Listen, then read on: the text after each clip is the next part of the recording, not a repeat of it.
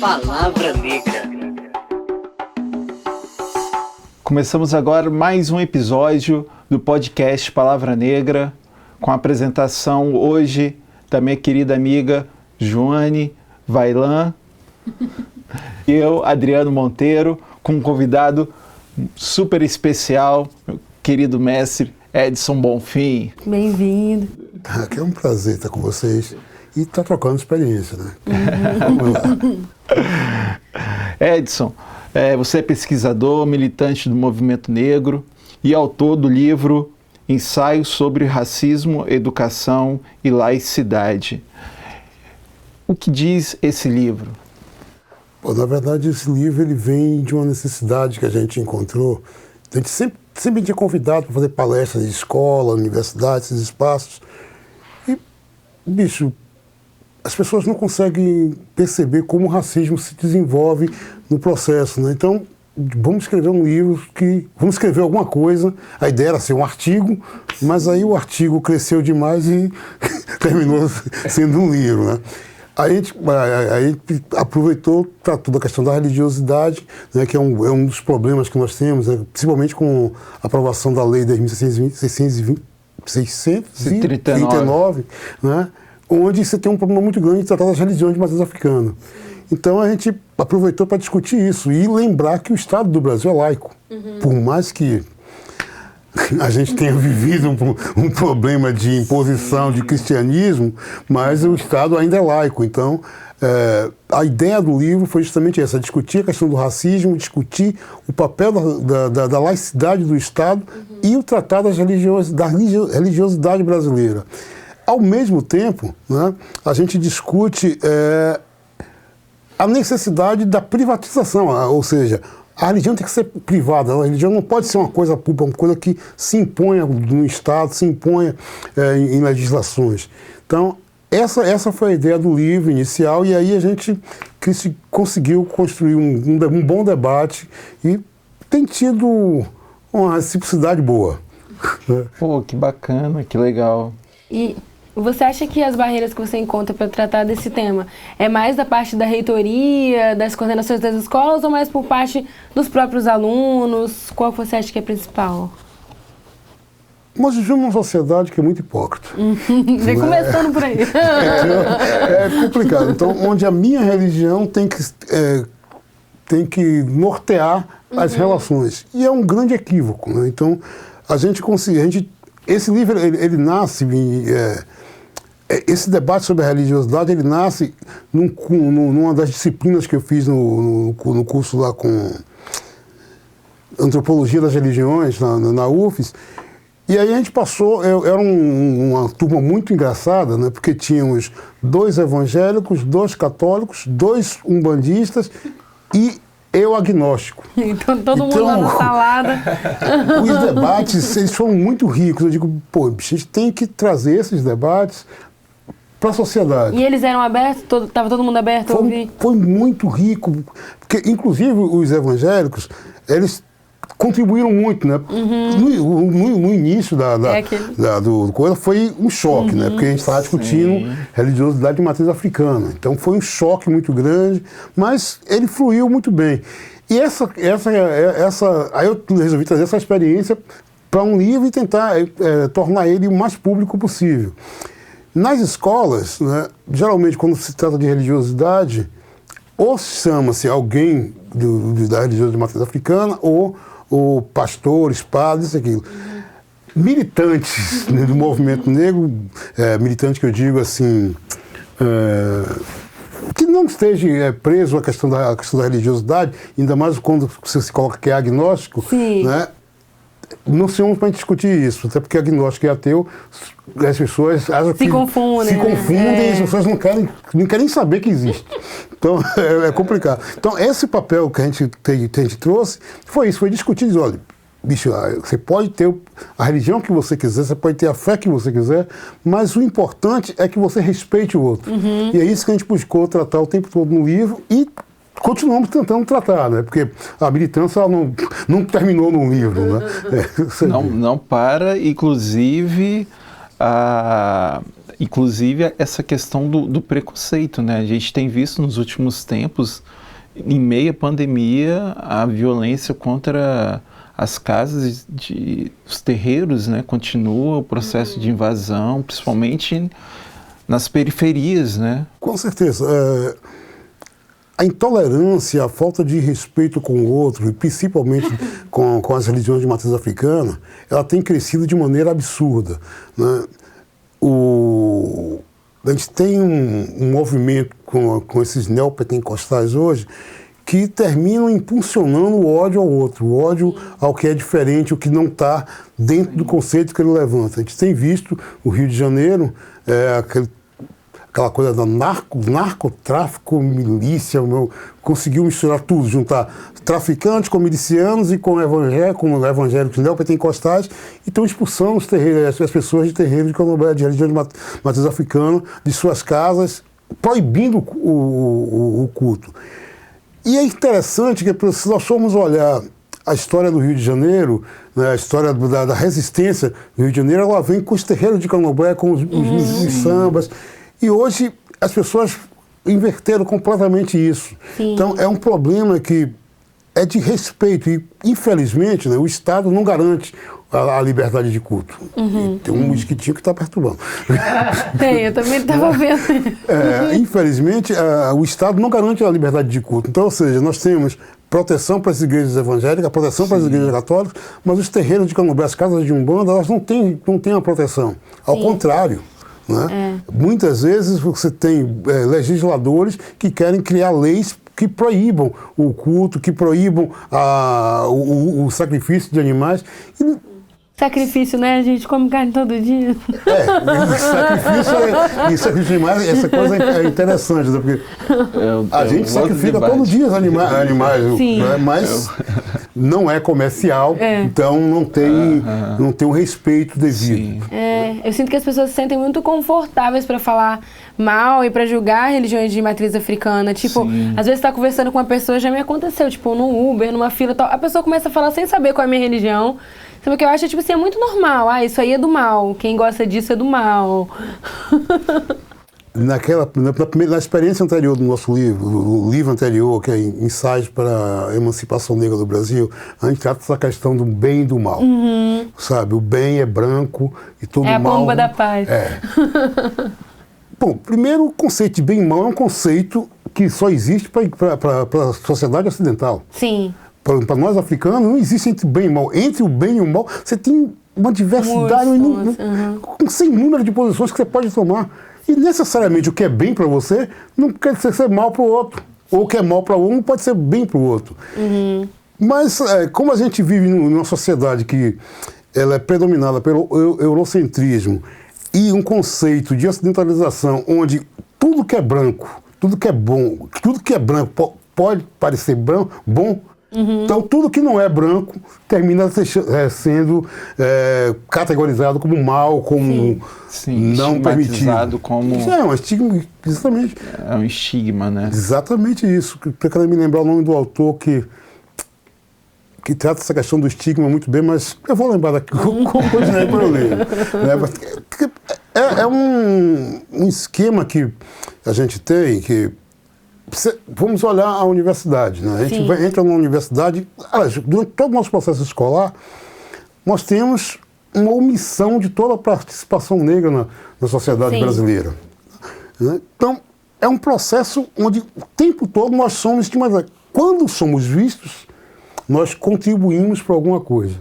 Nós nunca somos o protagonista da coisa. Quem desencadeou, né? Sempre o coadjuvante. Passamos agora pelo 13 de maio, né? O dia que a gente chama da farsa abolição. E, primeiro, por que farsa, né? Porque ela existiu, é um documento, é uma lei, então ela existe, mas que não deu realmente a liberdade, que não integrou o negro na sociedade. E o que acontece? A gente esqueceu todo o processo de resistência negra durante o período de escravocrata. Sabe, esquecemos todo esse processo e a gente não lembra de nenhum momento. A gente vê que após a escravidão, em 1910, nós tivemos a revolta das chibatas, aonde os negros continuavam sendo tratados à base de chibata. Nós temos... Que foi um negro protagonista desse movimento. Claro, João Cândido, João né? Cândido. Então, mas a gente não acorda isso. Tipo, aqui a gente não estuda. Eu não estudei, pelo menos, as Embagaba, não estudei na escola, fui saber depois. Nunca soube. Inclusive, eu fui expulsa de sala, gente, por perguntar isso pela professora. Tipo assim, mas os negros não se revoltaram? Mas os negros não faziam nada? Como foi? Ela meio que se embananou e falou que eu falava demais e mandou sair da sala. Mas aí é que a gente vê a estruturalidade do racismo, né? Sim. O Brasil ele conseguiu fazer algumas coisas que é incrível. Primeiro, a gente não teve acesso à educação até a década de 30. Sim. Na década de 60, 70, com a ditadura militar, a gente tem a reforma educacional. Até a década de 70, nós tínhamos a história de cada estado. Tá? Então, se contava as histórias, as coisas do estado. Por exemplo, a gente tem o 7 de setembro como o dia da independência do Brasil. Sim. No entanto, o que foi o ato da independência? Um cara voltando de São Paulo para o Rio, desembaia a espada e diz independência ou morte. Beleza. Beleza, nem aí. Aí tivemos mais vários meses de guerra, onde em 2 de julho os portugueses são expulsos na Bahia. Aí a independência da Bahia. Os baianos estavam lutando para a expulsão dos portugueses que queriam manter o Brasil como colônia de Portugal, mas a independência da Bahia, sabe?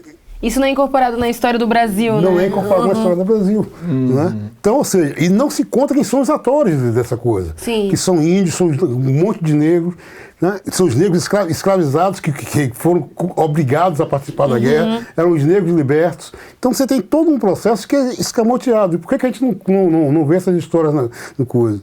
Aí você tem que ter os pesquisadores que vai reviver a coisa para poder trazer esses debates. Aí quando você fala de Embagaba, você tem inúmeros heróis e heroínas negros brasileiros que a gente não conta.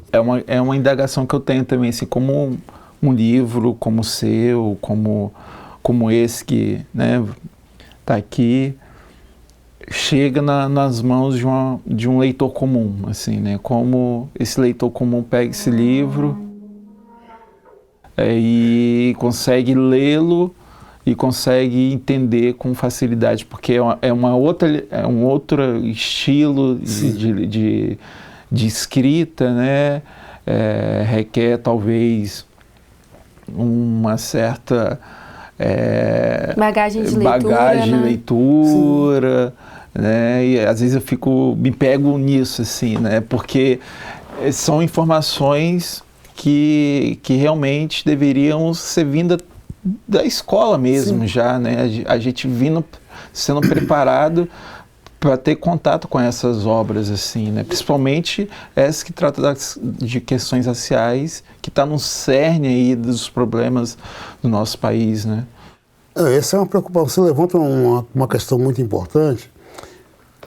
O que a gente tentou fazer com essas publicações que nós fizemos? Então, todas as duas foram publicações independentes, conseguimos alguns apoios de sindicatos, de alguns amigos, pagamos a produção e muitas vezes a gente está doando livro, a gente doa livro, já doamos para a biblioteca. Porque a gente sabe que a dificuldade que a população tem de adquirir um livro. Você pagar 25, 30, 40 reais num livro... Sim. O interesse, às vezes, já não é tão grande quanto a gente gostaria, né? Você ainda vai limitar pelo poder de compra, exatamente, né? E aí entra na questão que você coloca, que é o viés da própria intelectualidade de quem recebe o livro, sabe? Essa é uma questão que é muito difícil, eu brinco muito com isso. Eu digo, bicho, olha, todo livro que eu leio, eu estou com o dicionário do lado. Ou o computador aberto vai no Google. Porque sempre tem alguma coisa que, por mais que você tenha ouvido aquela palavra, mas naquela frase ela não faz sentido, sabe? Sim, e aí eu acho que a gente tem que ter esse costume. Mas isso, obviamente, não chega a toda a população. Hoje nem todo mundo tem acesso à internet, nem todo mundo tem um dicionário em casa. Mas é uma preocupação e a gente tem tentado, né, no que a gente tem trabalhado, usar palavras que não sejam do meio acadêmico. Embora a gente termina pegando vício também. Né? A academia gera uns vícios de linguagem.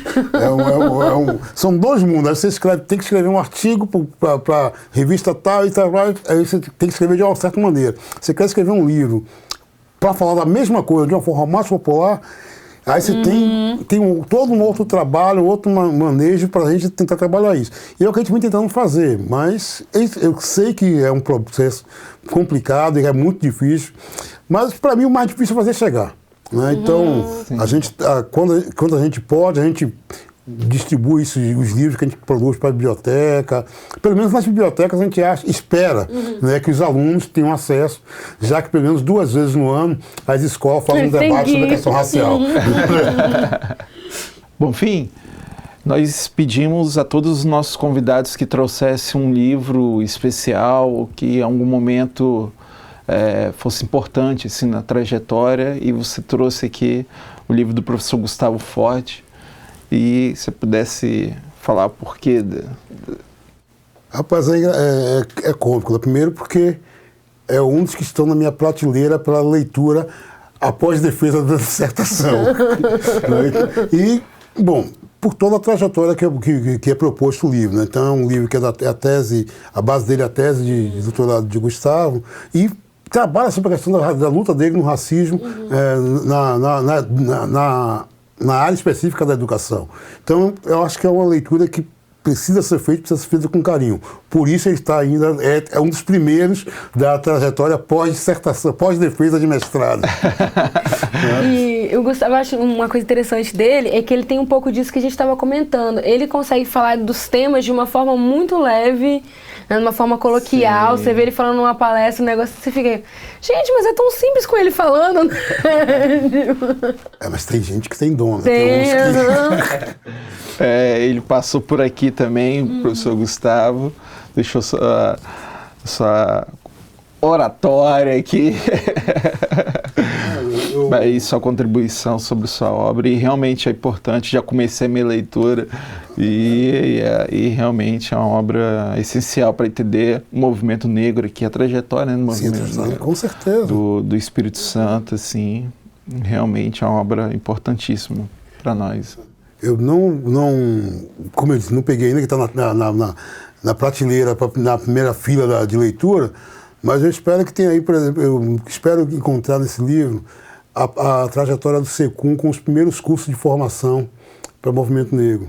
Né? E isso lá na década de 80, né? Onde você recebia uns textos pelo correio que levava uma semana, 15 dias para chegar.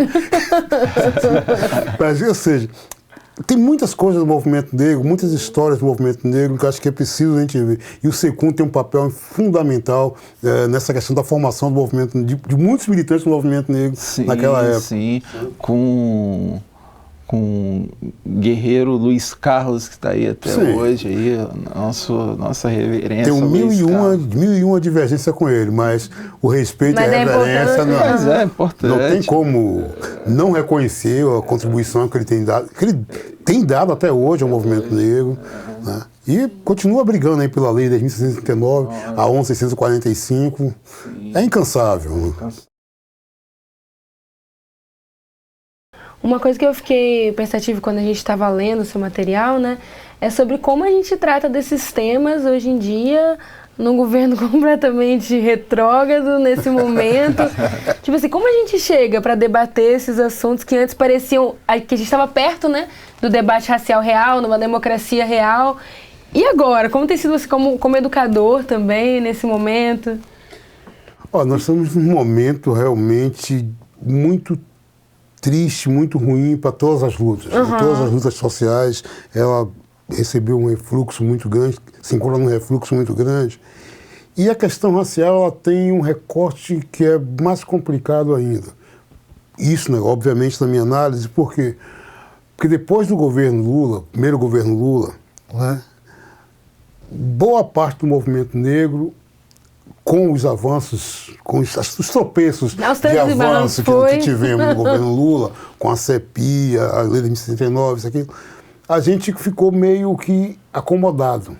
Achou que aí era uma progressão, né? Que ia continuar uma progressão e que os racistas iam ficar quietinhos. Quietinhos. Esse é o grande, nosso maior problema. Nos acomodamos, quanto ao movimento negro, nos acomodamos e aí, independente de uma entidade ou outra, continuar tentando fazer a luta de maneira mais aguerrida, vimos se pacificar a questão da questão racial. A maior pancada que nós tivemos foi com o Estatuto da Igualdade Racial, que onde foi completamente desfigurado, e aí a gente viu, aí o movimento negro toma aquele choque. Bicho, pô, não era isso. Não acredito que era isso. Não era isso, mas infelizmente os racistas não estão parados, eles não são... eu brinco muito que o racismo brasileiro, ele tem... A gente admite relações interraciais, Sim. mas ela não admite que o negro passe a disputar o mesmo espaço que um branco. Sim. Né? Então, o que está acontecendo hoje, o que a gente viu de 2015 para cá, após o segundo governo de Dilma, é um ataque generalizado, um recrudescimento do machismo, LGBTfobia, do racismo, né? E o brasileiro está mostrando sua cara. Sim, como se tiver minha opinião, né? Livre arbítrio. Então, ou seja, a gente tem visto os brasileiros colocando sua cara. E agora não tem mais como esconder. Toda semana, praticamente, nós temos denúncias de crime de racismo. O problema é que, como bom brasileiro, a gente sempre faz lei para inglês ver, as leis brasileiras não permitem uma ação contundente. Né? Então, ou seja, o crime de racismo termina sendo transfigurado para injúria racial, aonde você não precisa ficar preso, detido de imediato, e quem sofreu que tem que provar que sofreu racismo. Sim. A luta para a gente hoje, ela perpassa por uma reorganização do movimento negro. A gente precisa reorganizar, a gente precisa retomar os encontros estaduais, os encontros regionais, os encontros nacionais e definir o foco que a gente quer. Sim. O governo tem jogado muita coisa. Aí nós tivemos no governo Lula uma ascensão à compra, né? Ascensão à compra, e aí você está imaginando, você tendo poder de compra, você está diminuindo o racismo. Não, ao contrário. Você simplesmente está sendo um consumidor, está alimentando o mesmo capitalista que continua te discriminando. O patrão que vai lucrar é continua o mesmo. O mesmo, não mudou nada. E aí o que nós temos agora? Nós temos com esse governo, com a crise, com a pandemia que nós estamos vivendo, a quebradeira total. Então, ou seja, nós temos, eu acho que a pejotização, né? Que todo cidadão agora virou um CNPJ. Nós temos a precarização e temos o empreendedorismo. Sim. E, ao mesmo tempo, nós temos um sem número de pessoas que não têm nem acesso a esses três recursos. Sim. Então, é assustador mesmo. Esses dias eu vi um post mostrando uma criança, tipo, de 14 anos, montou uma mini vendinha na porta da casa e falando, olha só, empreendedor desde cedo. Não, cara, isso é violação do direito da infância, isso não é empreendedorismo. O que a gente está falando, sabe? Nós estamos perdendo a noção, nós estamos, sei lá... Estamos ficando loucos, na verdade. Eu acho que como não tem emprego para todo mundo, criou-se essa farsa do empreendedor, né? Eu brinco, por exemplo, após a abolição da escravatura, nós tivemos um monte de empreendedor. Sabe? A gente vendia acarajé, vendia frutas, íamos para a doca, vendia doce, nos prostituíamos. Tudo isso era empreendedorismo. Uma forma de sobreviver ali, né? É a forma de sobreviver numa sociedade onde não aceitava os negros.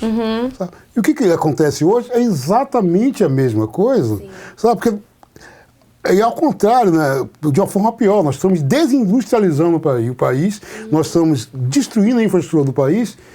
Ou seja, cada dia mais a gente tem menos vaga de emprego. Né? As empresas... E os poucos direitos trabalhistas conquistados estão sendo perdidos com a terceirização. Exatamente. Perdidos. A terceirização e a flexibilização das leis trabalhistas. Né? Então, ou seja, nós temos cada vez mais tornando o pobre mais pobre, sabe? E ainda a gente está brigando para poder ficar no emprego como terceirizado. Sim. Sabe? A gente vê isso, por exemplo, nas escolas. Sim. Né? Antigamente, a maioria, todo mundo era funcionário da escola. Hoje você tem o terceirizado que faz a limpeza, o terceirizado que faz a vigilância. caracterizado que a cozinheira... ou seja... Não, e não só isso, esses dias minha irmã, ela é formada em pedagogia, ela foi concorrer a uma vaga no emprego, e o nome que eles estão dando não é coordenador nem pedagogo, é auxiliar pedagógico para te pagar como técnico e não como formado em pedagogia. Tipo assim... Mas exige a formação. Exige a formação, mas você não ganha como graduado. E falando em educação, né, vamos brincar que é os DTs. Né? O que é o DT, né, gente? O que é o DT? Ou seja, é uma grande piada.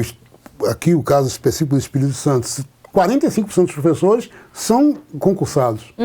Ou seja, 55% são DTs. Sim. E aí você tem que, de 2 em 2 anos, tá correndo, e aí você tá acostumado em um colégio, em uma sala de... É péssimo professor e pro aluno, né? Não tem como, né? Claro, você fica numa apreensão a cada 2 em 2 anos, você fica ali apreensivo se você vai conseguir ter emprego ou não. Assim. E um detalhe, né? Você tem que arrumar sempre um diplomazinho, alguma coisa a mais para poder...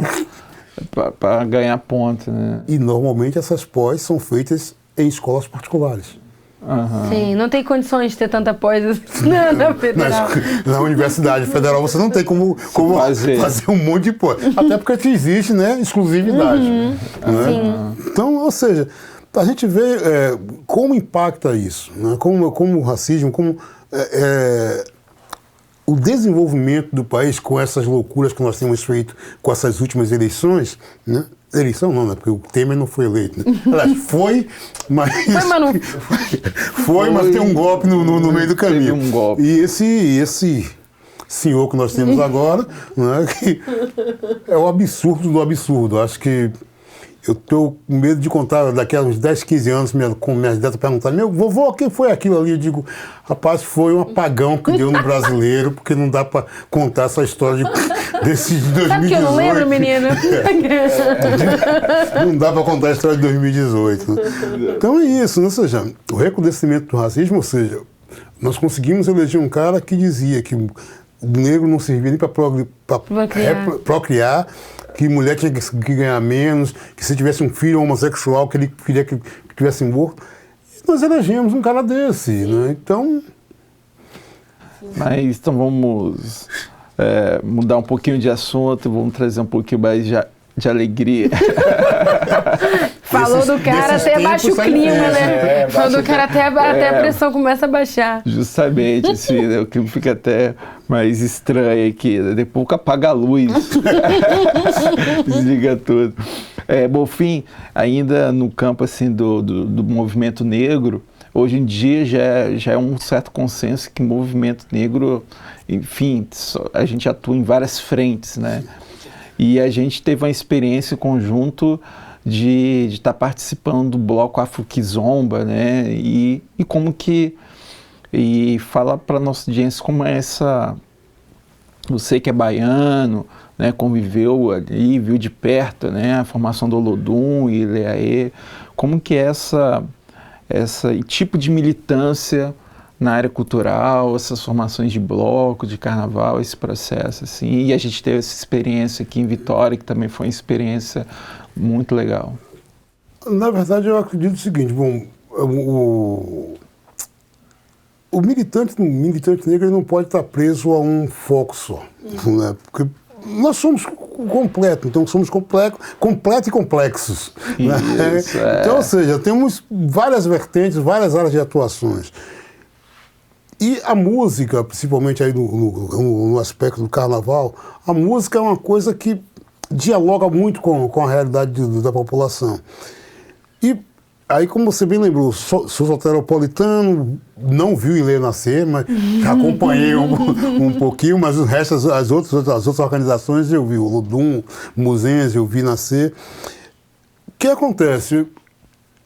A gente sentia a necessidade, Salvador tem 85% ou 87% de negros, né? Só tivemos 1 ou 2 prefeitos negros, se não me engano só foi um, Adivaldo Brito, se não me engano. Só tivemos um prefeito negro, tivemos uma vice-prefeita que foi a Célia, há uns 8 anos atrás. Então o que acontece? O negro não se via no carnaval, né? E aí, bem específico, e aí a realidade de Salvador dos anos 80 ainda é muito real aqui em Vitória. Sim. Né? O negro não se vê no carnaval. Os principais blocos ainda são Os principais brancos. blocos são brancos. Né? Aí a gente vai ver, não, se a gente vai ver negro, tocando, vamos ver o negro vendendo cervejinha, vendendo água, mas e que é a realidade de Salvador, ainda é muito persistente isso. Se você chega em Salvador, vai pular o carnaval, se você não estiver nos blocos afros, você vai ver aonde é que estão os negros. É vendendo cerveja, segurando corda. Aqui nem permite corda, né? Mas em Salvador você tem as cordas, mas o negro no Carnaval de Salvador está segurando corda. E aí tem sempre uma piadinha, né? Salvador tem um carnaval mais longo. Primeiro, não é verdade, né? Porque é de quarta, a abertura do carnaval, a quarta-feira. É uma semana de carnaval, sendo que quarta e quinta são atividades à noite e começa mesmo na sexta-feira. Mas a boa parte da população de Salvador não pula o carnaval. Né? Salvador, não tenho ideia hoje de quantas pessoas tem em Salvador, mas ela praticamente duplica no carnaval. Né? Isso é os turistas que brincam o carnaval. Sim. A não ser os blocos tradicionais, como você viu, Olodum, Filhos de Gandhi, Malê de Balê. Aí você viu a negrada participando realmente. Então, essa experiência a gente tentou desenvolver aqui também, né? Aí a gente teve uma ideia louca de criar um bloco afro aqui, deu certo, né? Foi legal. Maravilhoso, melhor bloco. Tivemos 2 anos de um trabalho legal, deixamos o bloco, pelo menos com uma visibilidade boa, né? Mas é isso, né? Eu acho que a gente tem que saber dialogar. Como eu disse antes, eu fui para o movimento, sou do movimento negro, fui para a universidade pelo movimento negro, me torno um pesquisador pelo movimento negro. Mas, como a gente mesmo disse, a leitura é um instrumento difícil para a comunidade ter acesso.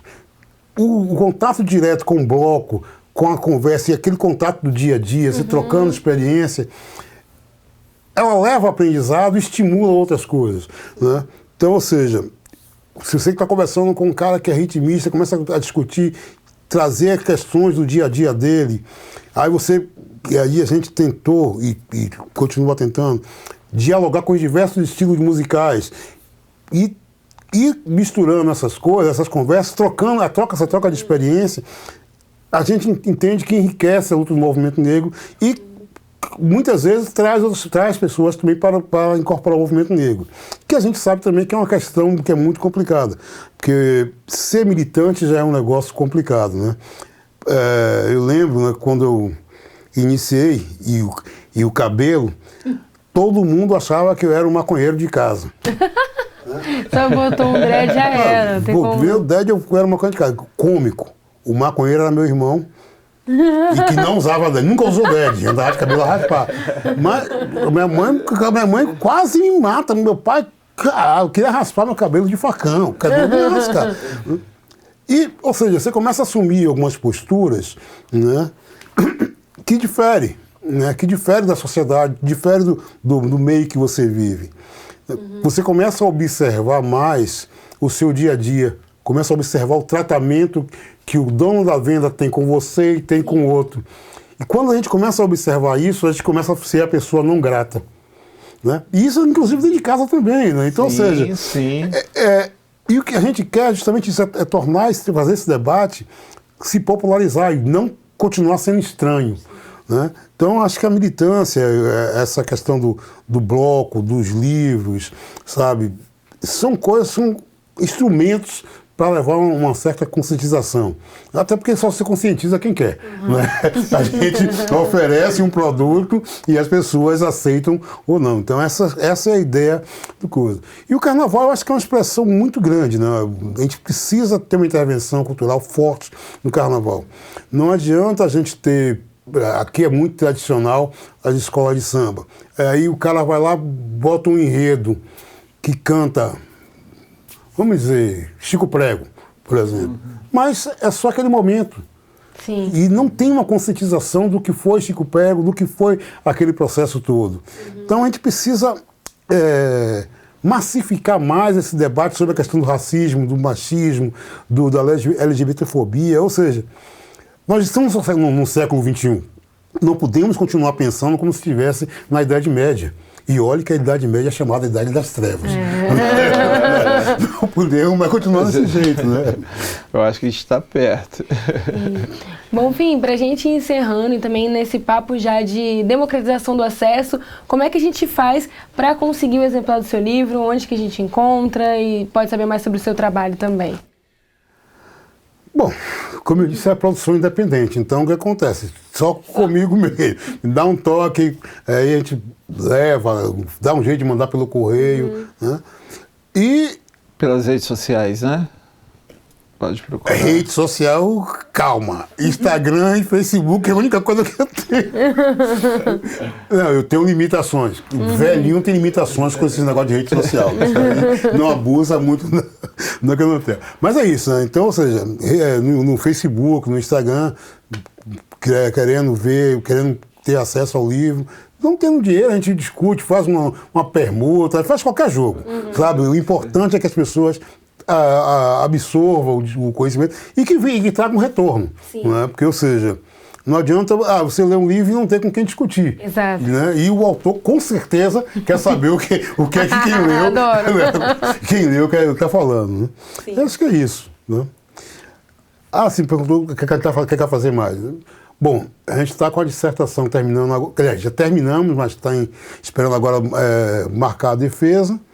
A gente vai fazer uma nova roupagem e publicar ele também. Mas... a ideia é a construção sócio-histórica do racismo no Brasil. E estamos trabalhando, enquanto a gente não defende, a gente está trabalhando uma outra história também aí, que é branquitude, homogeneização social e racismo. Nossa, muito bom. E vai virar livros? Bicho, se a gente não divulgar, não adianta. É aquela coisa, você produz na academia e fica na academia, fica nos arquivos da academia. Aí não serve, né? Quem olha aqueles arquivos da UFES? Quem olha? Sabe? O Adriano defendeu o mestrado, tem a dissertação de Adriano que está lá. Quem vai procurar?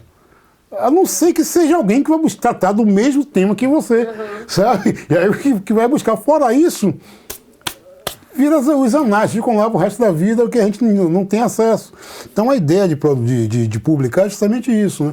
Mesmo que a gente consiga fazer somente 100, 200, 500 livros, mas a ideia é que as pessoas tenham acesso e comecem a discutir. E ver o que é que se faz na academia também, né? E tem o outro lado que é estranho, né?